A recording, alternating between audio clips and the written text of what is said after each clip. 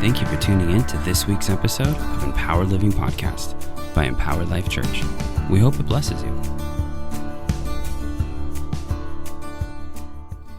From the moment I walked in this morning, from pre-service prayer to worship, it's just confirmation of what he's stirring in me. And so this morning you get to hear a little bit of how I began 2026 and what the Lord is doing in my heart, what he's stirring. And the last song we sang couldn't have been a better introduction.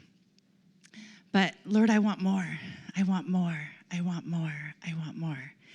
And he's been stirring my heart to this place of hunger that I just can't ignore. It's not just anticipation, but it's this hunger that's just been building in me. And he's caused me to remember a lot of what he's spoken to me recently, but also remembering some of my testimonies that is bringing this place, this stirring. And how many of you know that when God speaks, it's an invitation? It's an invitation into going deeper with him. The words, the prophetic words that we get, the things that we see, the things that we dream, the things that he speaks audibly to us, they're invitations. And we actually have to move into them. And so I'm just going to take you on a little journey that I've been in the month of January of just that, just moving in what he has said to me and letting him bring it to life. So Ivan had asked a few of us to give a word for 2026, to pray in and give a word. And I'm going to share that word again with you this morning because, again, this is the journey that the Lord's been taking me on. But it was about holy disruptions, holy interruptions. And he gave me this picture. That's the way the Lord speaks to me. He speaks to all of us in ways that we understand, and I understand in pictures. And he tells stories to me. And what I saw was these fireballs that were coming down from the sky. And it was almost like they were in slow motion. Like I kept seeing these fireballs move, and then it would slowly come down and shift and then move. And I just watched as these fireballs came down, but specifically, like there was intentionality in where they landed. And I saw one of these fireballs land outside of the church. And I don't know that it was specifically speaking to Empowered Life Church, but church as a whole. And when it hit the ground, it made a huge disruption, a huge crater in the ground. And it was still burning and it was still on fire. And the first to come to this fireball were a younger generation. So there was kids, but it was not just kids, it was youth. It was just this younger generation. They came out and this joy that just overflowed through them. And they were doing everything they could to fan the flame, to make the flame bigger, blow on it, fan it, do cartwheels in front of it, whatever it was. But there was this playfulness about what they were doing. And then eventually some started to come into the church, and I just knew in my spirit that what was in the church was an older generation, a different, not just one generation, but generations. And the younger generation outside was like, come and see what God is doing out here. But there was this hesitation, like, but don't you know what God is doing in here? If I leave this place, if I move from this place, then what's going to happen inside the church? There's important things going on in the church. But eventually, some of the people that were in the church started to come outside.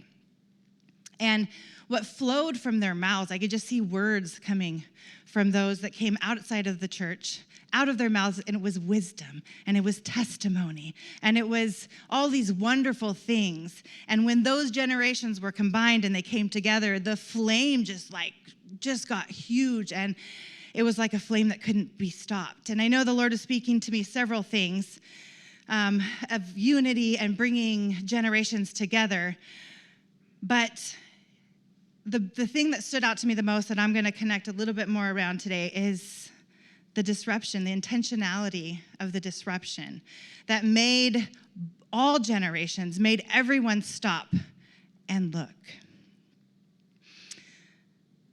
I think sometimes these holy disruptions are necessary because wouldn't you agree that we tend to get into these rhythms and into our normals and into what we do every day? You know, we have businesses, we have jobs, we have families, we have children, and we move and we come to church, and it's wonderful, and we get to experience his presence. But I think he wants to do more than just being at church. And he has a way of being very kind and being very gentle, but creating these disruptions that cause our hearts to turn and remind us that go, hey, I'm in all that you do. I am in your lives. I am in your jobs. I am in your businesses. I am in your finances. I am in your families. I am in your relationships. And it causes us to notice something out of the normal and go, oh, I need him. I need him in all that I do. And I also think sometimes we can even get used to some of the negative things, you know, like we're on this path and this challenge after challenge after challenge, and that almost becomes our normal, right? That this just must be what I deserve. This just must be what I have to walk through, and not knowing that there's an invitation, and sometimes he's like, hey, hello, come over here. It doesn't have to be like that. I can walk this through you. It's through relationship. It's through connection with him that he helps guide us through some of those things. But we have to be paying attention. We have to be aware of his presence, not only in this place, but in all that he does in our lives, so that when he is intentional and creates those little disruptions, we stop and we see. And we seek him in all that we do. And I know, at least for myself, that sometimes I miss those interruptions. I miss them because they're unfamiliar, or maybe a little scary, or maybe a little inconvenient, because do you know that if this is what you're saying, I'm going to have to not do what I was planning on doing, or I don't get to keep moving in my comfortability. And sometimes even that uncomfortability, right, can be our comfortability because it's what we know. It's what we experience. It's somewhat safe, because it's familiar. Kind of like the older generation that was in the church, or the people that were in the church. They didn't want to stop what they were doing to go see a new thing, because this was the path they were on. This is what God is doing. And yes, he's doing incredible things inside the church. But it was this, hey, but look what could be combined with what he's doing inside the church. Look, it's not just what's outside the church. It's not just what's inside the church, but it's a combination, and being able to be sensitive and be in that relationship where we align our hearts with him, and we feel those tugs, those little nudges. And the way he's just kind of helping me think about it is that they're not just interruptions. They're not just disruptions. They're invitations. They're invitations to go deeper with him. They're invitations to break up the normal and respond. And it's our response that is very important, because he's already in our midst. He's already disrupting. He's already moving. But we have to respond to the things that he's doing, to those disruptions. And again, I know I shared this story when I shared my 2026 word, but it's a testimony from my own life where there was a disruption in my life. So I'm just going to share it briefly. And many of you know I used to work for Starbucks. I worked for Starbucks for over 20 years. And I loved my job for a long time. I loved what I did. I loved the people I worked with. I loved how it stretched me, how it grew me. I managed people, and I got to work with people. I got to help them grow. I got to help develop them. Like, that's something that God built in me that I love to do, and I love working with people. So I loved it for a very, very long time. And then there came a point to where something in my heart just kind of shifted, and it started to not fill me the way that it used to. I began to feel like a lack of purpose. I began to feel this shifting in my heart. And at first I thought, well, this is just you being selfish. This is just you, it's getting hard, and so you just want to turn and run. But when I leaned into that disruption, that tug, I always felt a little bit more life. life. And I go, okay, well, maybe this isn't me being selfish, because I feel life that comes from even considering the possibility of maybe I'm not where I'm supposed to be. Maybe God has more for me. I don't know what that looks like, but maybe, because every time I just lean into that, I feel peace. I feel purpose. I feel a desire to move in further.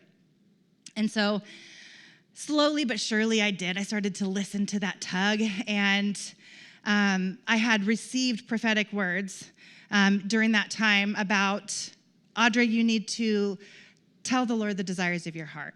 And always my first response was like, Lord, you know the desires of my heart. Why do I need to tell you? But there's something when we speak out loud, there's something that when we acknowledge it ourselves, it actually makes it reality. We know that he knows the desires of our heart, but they stay in there until they come out. And so kind of how I spoke to earlier, some of those prophetic words we get, those encounters, those things that God's speaking to us are invitations to go deeper with him. So in going deeper with him, I felt life from that. And so I did. One day I had a really rough day, and I was sitting on the couch with my sister, and I said, I want a new job. That's what I want. It's a scary thought, because this is what I've done for over 20 years, but that's what I want. That's what I feel life in right now. And that very night, I came to a school here at Empowered Life Church, and Ivan asked me to stay afterwards, and he started talking to me, hey, this has just been on my heart, of the possibility of you coming to work for the church. Like, you can't make that stuff up. And so even though it was scary, even though there's all these thoughts flooding my mind of, well, how can I do this? How can I make that possible? I just said, yes, okay, yes, let's look into that. And I don't think I did it perfectly. I don't think that I fully trusted the Lord, where I should have just been able, shaming word, but I felt like I should have just been able to jump in and go, yes, this is what you're speaking. This is what I'm going to do, so I'm just going to go do it. Created a little safety net for myself, and I'm going to slowly do it. I'm going to step down from being a manager, and then I'm going to do this, and I'm going to do that. But the more I leaned into it, he honored that heart posture.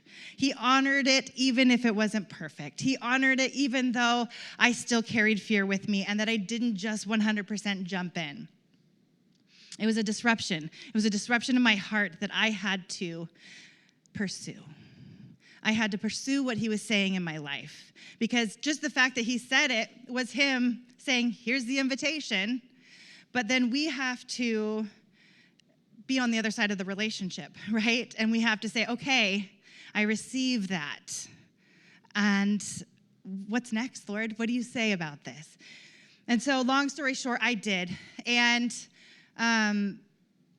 just a couple months ago, one of my friends who had worked for Starbucks for 27 years, she calls me up. She's like, you wouldn't believe what's happening.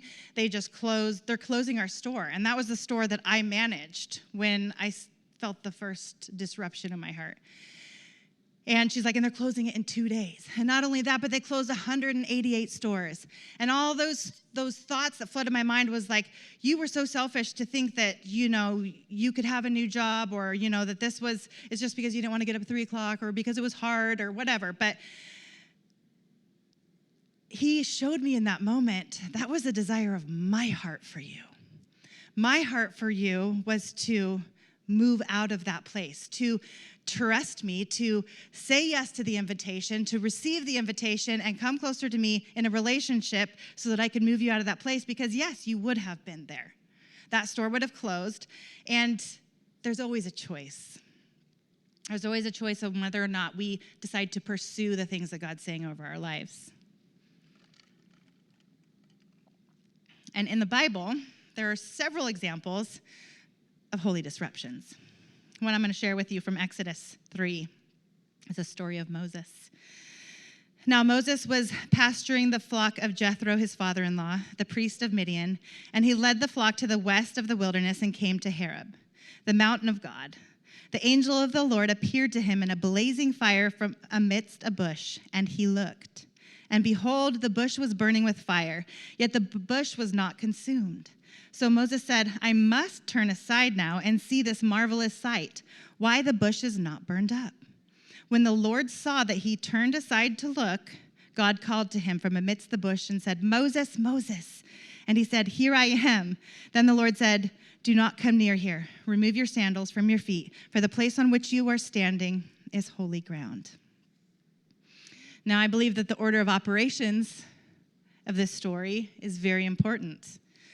Moses noticed the burning bush, right? Just like the tug on my heart, I noticed something, but he turned aside to see this marvelous sight.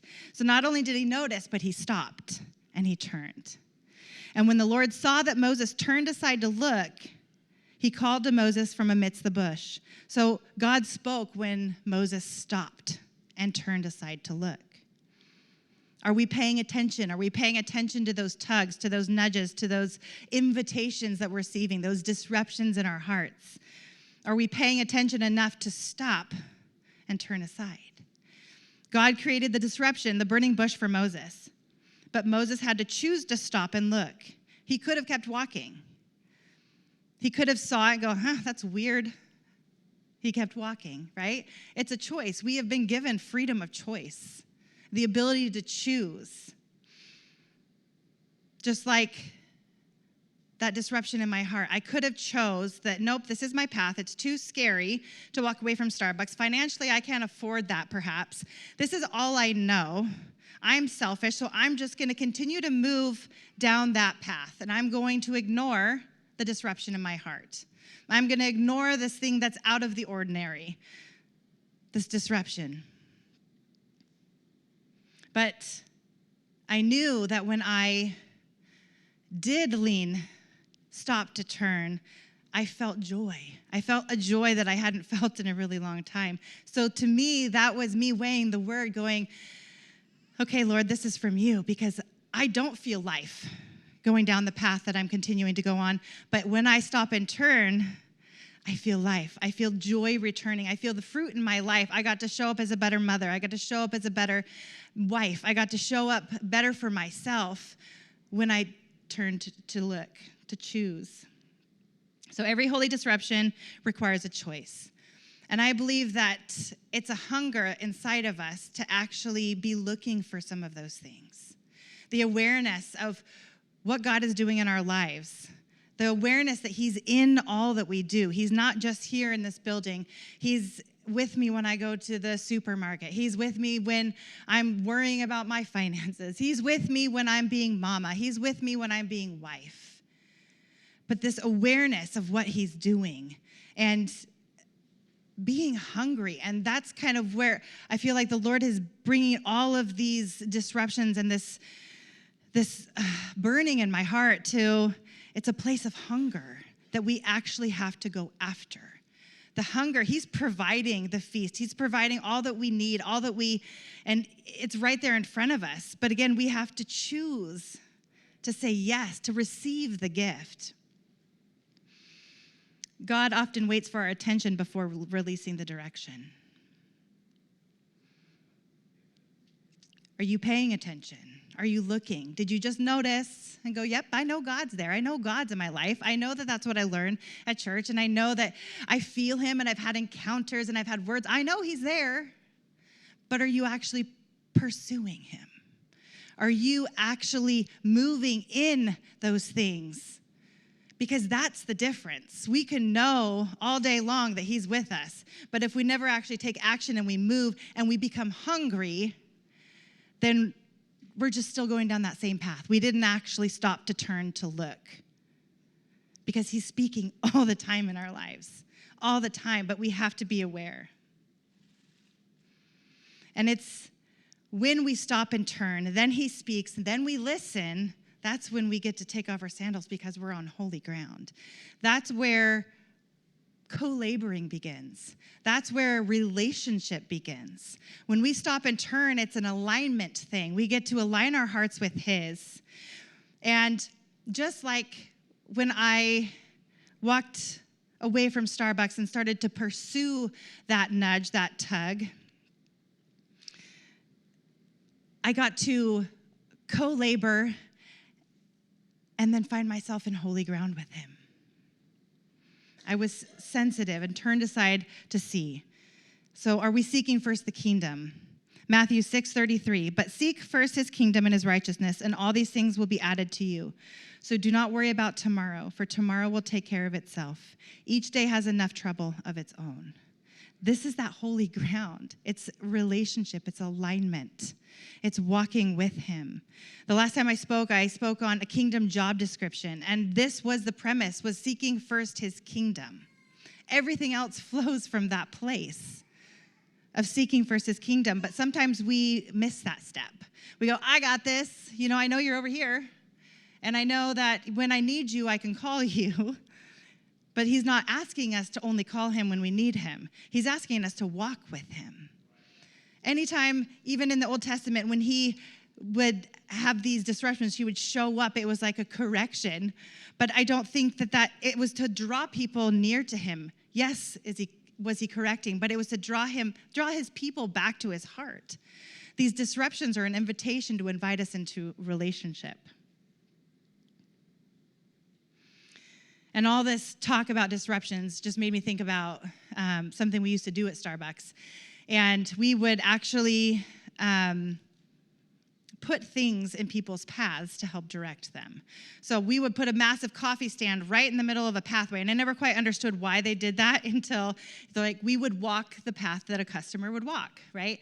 So if we put this stand right here in the middle, we're going to direct our customers around, and it's going to create a line that, won't provide as much chaos, But of course, there was a more direct route, and people could choose to take that more direct route, but we would actually put things in the way to direct people. And there's always going to be challenges, and there's always going to be these disruptions in our life, but we can choose to still take the most direct route. But Lord, it's just right there. Can't you just give it to me? Can't you just hand that to me? Can't you just give me that healing? Can't you just bring that breakthrough? And I think sometimes he doesn't remove those obstacles so that we actually stop and turn, align our hearts with him. We'll get there, but just walk with me. Walk with me through this, around it. I have a better plan, because I really think that his plan is definitely better than our plan. But it's this place of hunger. Hunger positions us to hear. Hunger positions us to be aware. And it positions us to be sensitive. Sensitive to what he's doing. Sensitive to, I walk into a supermarket. Lord, what do you want to do in here? I'm going to go get whatever I need, but is there someone you want to share that you want me to share my testimony with?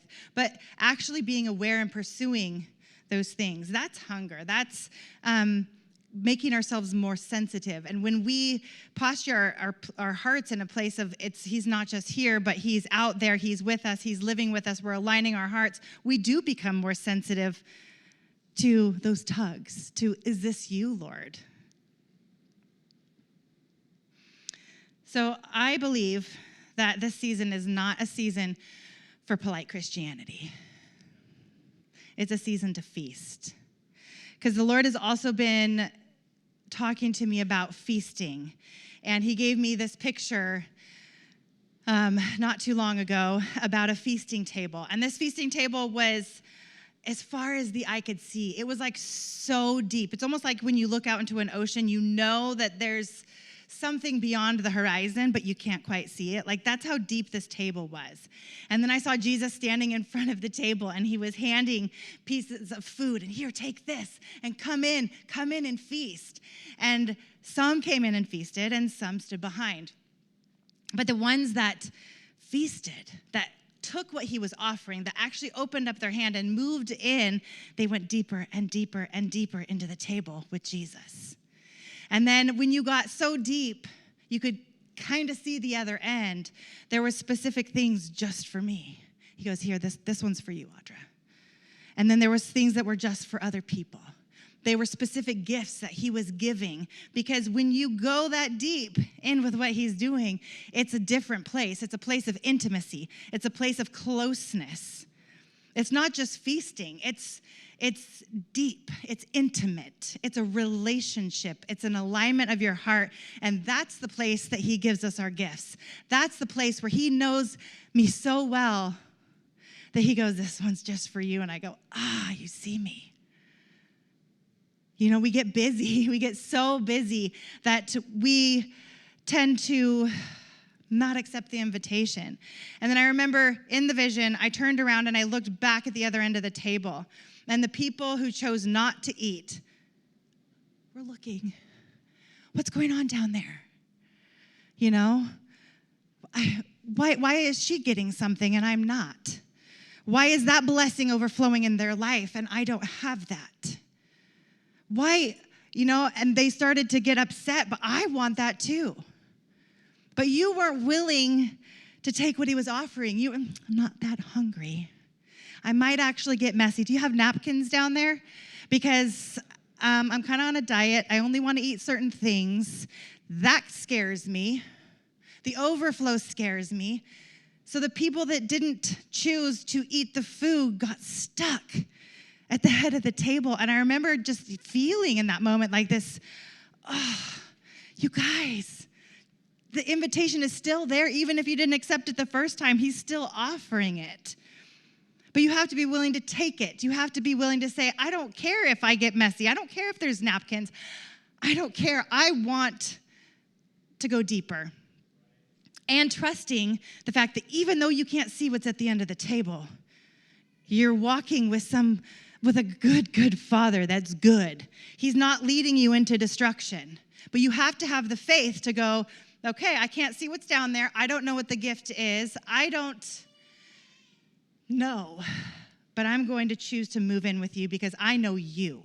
I know you are a good Father because I have aligned my heart with you. I'm in relationship with you. And I let your love just overcome me. I believe God is not offering snacks, but he's inviting us into an abundance, a depth, an intimacy. Not just little things. And that was the thing about the vision. Like, the more we went in, the bigger and more elaborate the feast became. It wasn't just like the appetizer. It was things that I'd never seen before, and it was good. And we live in like an upside down kingdom, right? Where the more I ate, the hungrier I got. I didn't get full.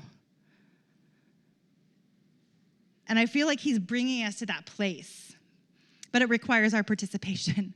It requires us to move in what he's doing. It requires us to accept the invitation. The disruptions that he's doing are invitations to bring us deeper. And when we accept those, that's participation. That's where we get to go deeper. You can't really watch a feast. You actually have to eat it for it to be a feast.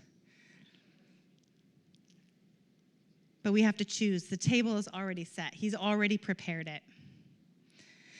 Song of Songs 2:4-5. Suddenly he transported me into his house of wine. He looked upon me with his unrelenting love divine. Revive me with your raisin cakes. Refresh me again with your apples. Help me and hold me, for I am lovesick. I am longing for more, yet how could I take more? In the notes in the scripture, it talks about his banner over us being love. That it's like the banners that you wave in before you're going into battle. And his banner over us is love. And I love this verse because it paints a story or tells a story about, why do you want to be hungry? Do you want to be hungry just to feast? It's about being under his banner of love, this place of unrelenting love. That's why you want to accept the invitation. You get to be covered. You get to be overwhelmed by his love. You get to feast. You get to grow. You get to get stronger. You get to align your hearts with him. And the battles, the challenges are just a whole lot easier when we get to be walking through them while being covered with an unrelenting love. Now, also in the notes in that scripture, King David gave raisin cakes to the entire nations of Israel in celebration of the Ark of Glory, God's presence coming into Jerusalem. Additionally, the Hebrew word for with raisins cakes, I'm going to mess this up, is ba'ishashat. It's a homonym that can also mean fires. The fires of passion and love are overwhelming. That's part of the feast. That's part of the alignment of our hearts. That's part of the relationship that we get to step into, is this unrelenting love. And it kind of tells the why. Why do I want to be hungry? And it's a beautiful picture to me of not only just this relationship that I get to live my life through and see the amazing things that he does, but I get to live it from this place of unrelenting love. Psalms 23, 4-6. Even though I walk through the valley of the shadow of death, I fear no evil. For you are with me, your rod and your staff, they comfort me. You prepare a table before me in the presence of my enemies. You have anointed my head with oil, my cup overflows. Surely goodness and loving kindness will follow me all the days of my life, and I will dwell in the house of the Lord forever. I know I've used this verse when it comes to our finances, but I think sometimes we are more aware of the enemy that is seated at the table than we are of the Almighty sitting across from us at the table. His very presence is all-consuming. This unrelenting love is right across the table. How is it that we are more aware of the enemy at the table than we are of this magnificent thing that we get to be seated across from? The table represents deep fellowship and connection with God. But my question always was, but why is the enemy at the table? Why is he there? And I think it's so that the enemy has to sit and watch as we feast on constant testimony of God's victory over the enemy. That puts a different shift on it, doesn't it? The enemy only has the power in our lives that we allow. And when we see it as him actually having to sit and watch as we claim victory and victory that Jesus already won. And we get to have testimony, and they get to watch. They get to watch us be in that place. That just makes me actually excited that the enemy's at the table. That's right. You get to watch as I win victory after victory after victory because I'm aligned with the Almighty. I have stopped and I have turned and I have allowed his countenance, his presence to saturate me, to cover me. You don't matter anymore. And when you are in that place, he seems to dissolve, right? It's not that he's not there anymore. It's not that the enemy still isn't present, but it just doesn't matter. He's just not that scary. When you know what you live in, what the victory, this place of unrelenting love that you get to sit across from, he doesn't matter. He's not scary. He only has power over your life that you give him, that you allow into your heart. And I love thinking about him watching my victories and hearing my testimonies. Bill Johnson says this: he places a table in the presence of the enemy so that there is ongoing testimony of the nature of God and his redemptive purpose to restore humanity to a place of reminding them that the enemy did not win. He only set us up for greater victory. Try, enemy. Try. With these challenges, with all of the things, try. Because I'm going to feast in front of you and let you watch when I feast in victory. Try. And it amps me up. It amps me up to just knowing what I have, knowing the relationship that I carry, knowing the authority that I have. Because of what Jesus has done, he's already claimed that victory. It just makes me think about, why was I so scared of him in the first place?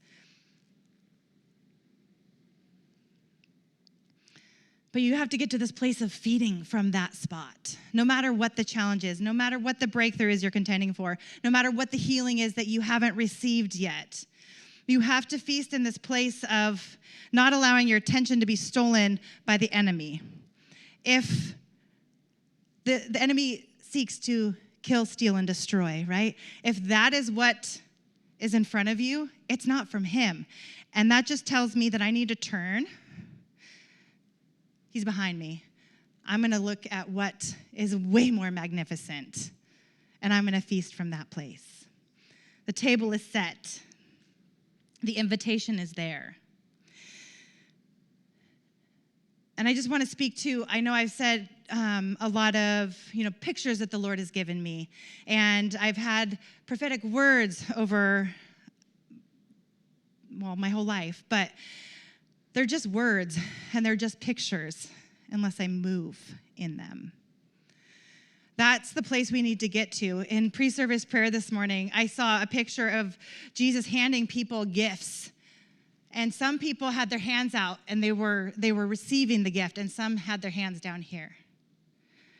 He's giving us all gifts. He's giving us food. He's giving it. But we actually have to reach out and grab it, and we have to partner with him. He wants to co-labor with us. He can do anything he wants, but he wants our hearts. He wants us to be aligned with him, and in that place, that's the place of hunger that I feel like he's calling me into. But it doesn't happen from sitting and just going, come to me, God. He's like, I'm already here. I've already offered. I've already invited. So you keep asking for these things over and over. Just receive them. And I think when we can actually have the boldness and the authority to actually receive them and believe that he is good and that he has already claimed victory over every situation, that's the place that he goes, okay, now we're moving. That he wants our hearts. He wants us to believe that we have that authority. He wants us to laugh at the enemy at the table. We do have the responsibility of weighing and testing our own words. The prophetic words were given, kind of like what Ivan was saying last week, was that, you do have to weigh and test those, whether you bring it to counsel or you take it to the Lord. Lord, is this from you? There are things in your life that may not be from him, that you feel like someone has spoken over you. That's when you take it to him.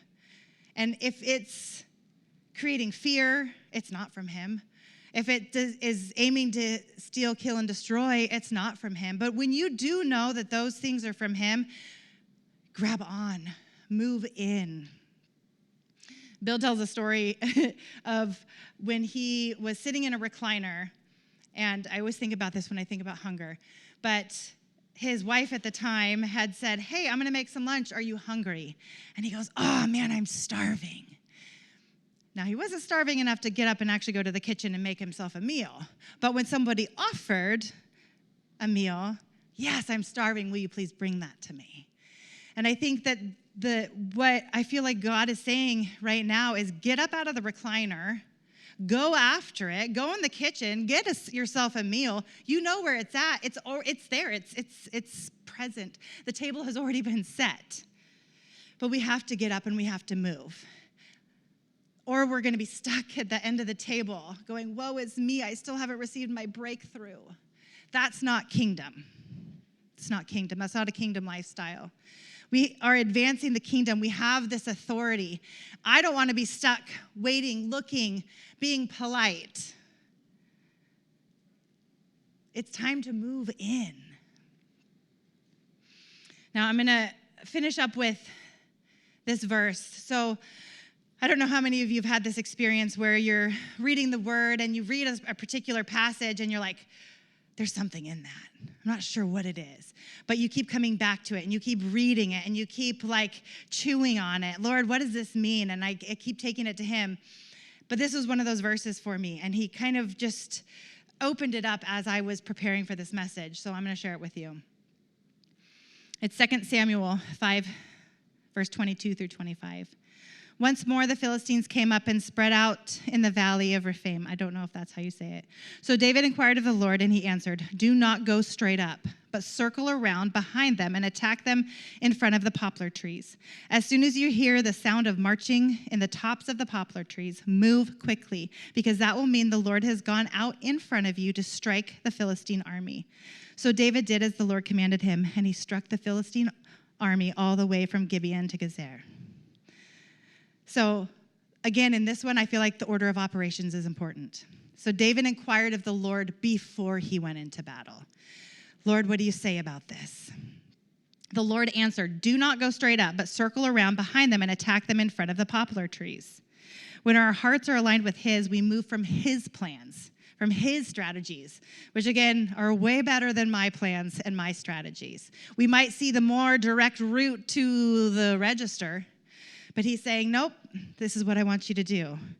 I want you to circle around. I want you to come behind. Whatever it is, it's his strategy that's going to bring your victory. Victory requires listening and moving differently. God went before David. And in the notes, it says, as had been true in the case of the conquest under Joshua, the Lord ordered the battle, and he himself marched against the enemy with his heavenly host. God goes before us, but we must move when he says move. And I love that picture. That's what was just like, I was clinging to, is like God goes before us. He's also around us, behind us, beside us, but we're not going into any battle, any challenge, any circumstance on our own.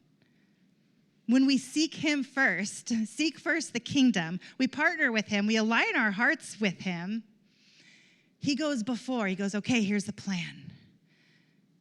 And then we actually have to move when he says move. As soon as you hear the sound of marching, the sound of the heavenly host going into battle, and I love that imagery too. It's not just the Lord, but the heavenly hosts. All of heaven goes before us. Move quickly, because that will mean the Lord has gone out in front of you to strike the Philistine army. David's obedience to the word that the Lord gave him allowed him to claim victory over the Philistines.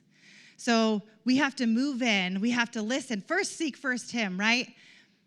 And we listen. Sometimes we like to skip past that listening. But I asked the Lord what I should do, and then I just went. It's important to listen. It's important to follow his instructions. And he will go before us, and we will take victory. It's not a matter of, you will. But you have to be from that place of walking in relationship with him, being aligned to him so that he can roll out his strategies. And we can learn a lot from this passage. Seek the Lord first in everything we do, especially before going into battle. Wait for his answer. Align your heart with his. These encounters, these words, these promises, you move in them. His plans, his strategies. Be obedient to move when he says move. Then allow the enemy at the table to watch as you claim victory over them. While you feast in victory, watch the enemy dissolve from your attention. And it's not just in battle in the Old Testament, right? This is for us today, in every battle and in every challenge. Don't be more aware of the enemy at the table than him that's on the other side of the table, covering it all. Deuteronomy 31:8, the Lord himself goes before you and will be with you. He will never leave you nor forsake you. Do not be afraid and do not be discouraged.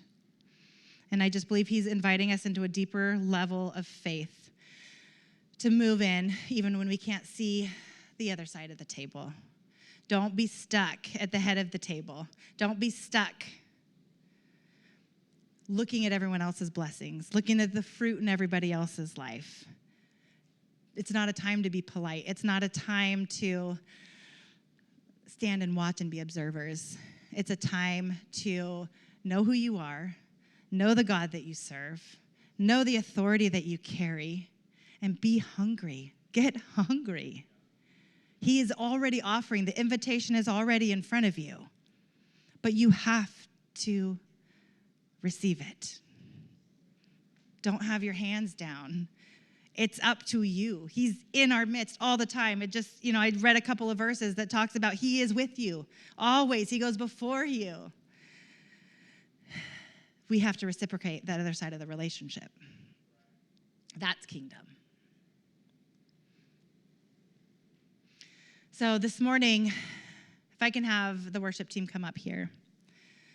I just feel like this is a season that the Lord is calling us to not walk past burning bushes, to pay attention to the tugs, to pay attention to the disruptions, to pay attention to those things. Bring them to him. Seek first the kingdom of God. Say yes to the feast.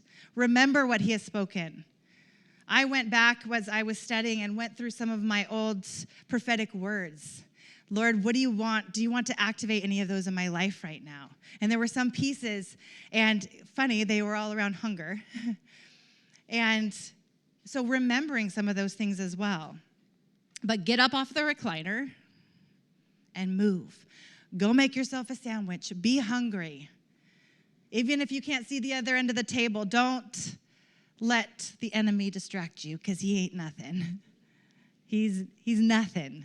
He's not scary. Those challenges, any challenge you're going through, you can overcome with him by your side. Revelation 3:20, here I am. I stand at the door and knock. If anyone hears my voice and opens the door, I will come in and eat with that person, and they with me. So there's your invitation this morning. Thank you for tuning in to this week's episode of Empowered Living Podcast by Empowered Life Church. We hope it blessed you. Subscribe so you can stay up to date with our latest podcasts.